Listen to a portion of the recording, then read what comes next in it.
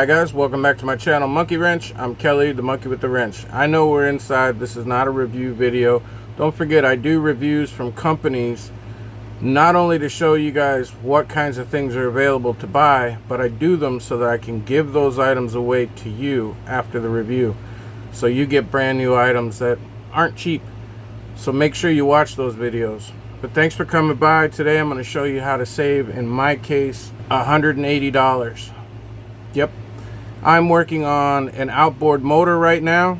It has 3 carburetors on it, and they have little gaskets on. This is a gasket that I bought from a set, and the set was the incorrect set.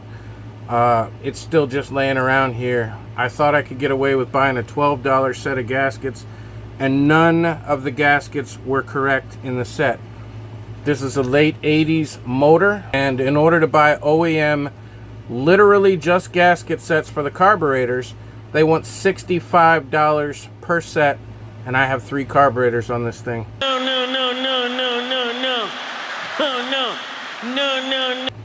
The gaskets just look like this. Just regular old fiber gaskets. And I am not paying $65. It comes with a gasket like this.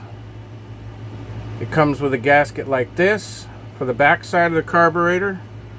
It comes with a gasket like this that goes between the carburetor and the manifold. And it comes with a gasket like this, which just goes on the top of the carburetor bowl when you put it on the bottom of the carburetor and screw it tight. And any old small gasket which goes in the bolt that goes up to hold the bowl up in place. So this, the bolt goes through it, and then it's one of these to seal the bowl against the carburetor itself.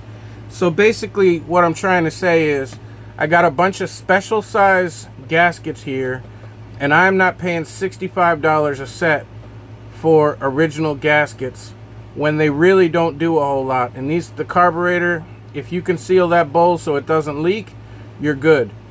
If you can seal the carburetor against the outer intake baffle, you're good. If you can seal the carburetor against the manifold, you're good.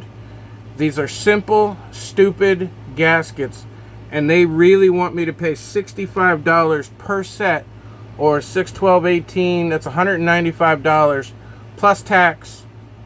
Now I get them on Amazon usually, so no shipping, but if I have to order them from the manufacturer, then you're talking about somewhere around $200, $210 to get a bunch of gaskets in the mail that will fit.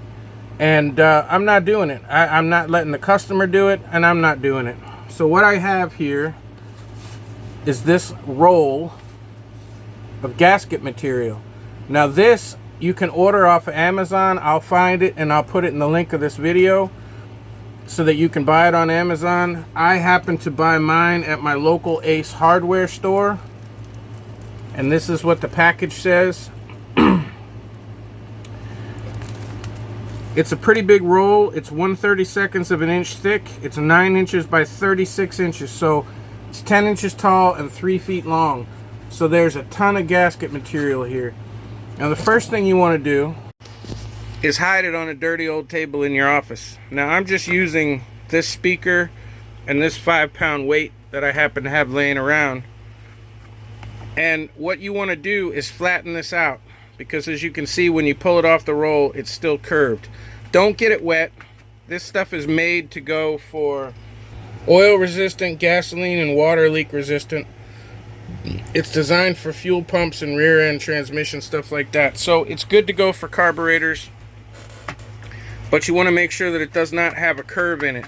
So what I'm going to do is I'm going to leave it here for 24 hours or so with the weight on it.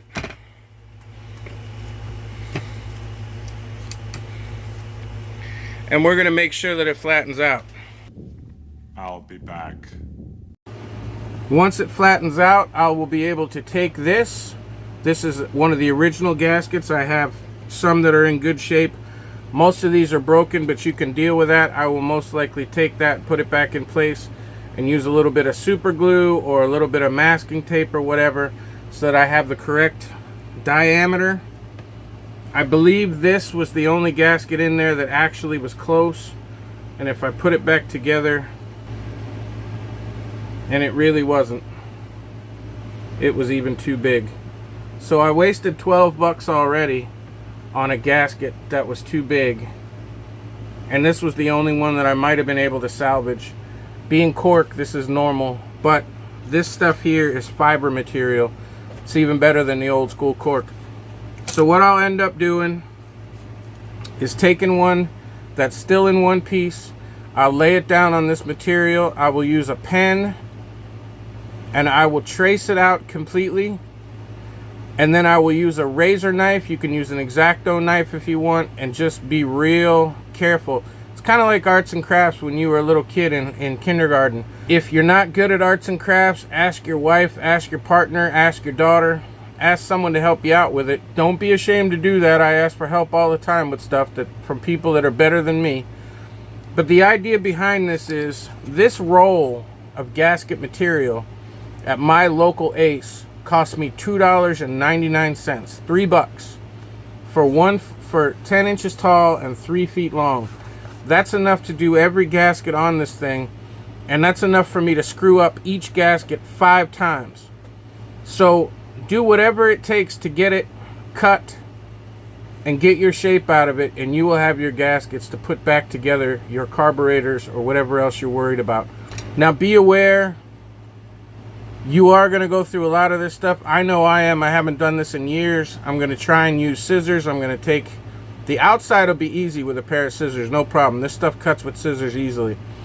It's the inside that's going to be the problem, that I'll have to use a razor knife or an X-Acto knife or whatever. But work with it, figure out the best way for you to do it. I just want you to be aware that in my case, instead of spending 200 bucks on a bunch of gaskets, I spent $3 on the gasket material. And I will spend a week, if I have to, getting these gaskets cut correctly, getting them nice and flat, and getting them working, getting them the exact right size, because that means I saved $200 in parts. So here we go. I've got some cut out already. This is the original, and this is the one that I cut out. And yeah, it's a little rough around the edges, but it doesn't have to be factory perfect.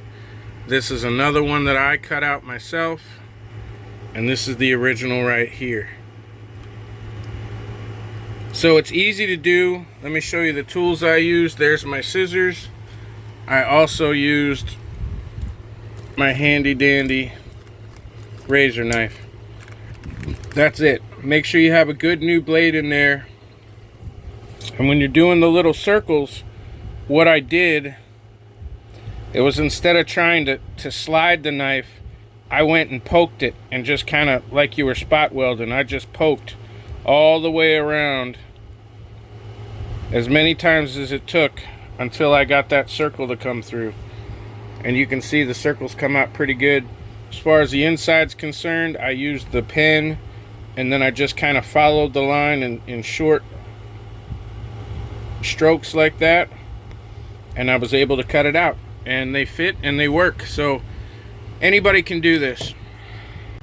So thanks for coming by. Hit the like button. It's somewhere between my chin and my balls. Hit the subscribe button. Don't forget, if you saw a video clip or heard music in this video, leave a comment down below what you saw or heard, and that gets you involved in every giveaway that we've got going on. And I'll see you soon.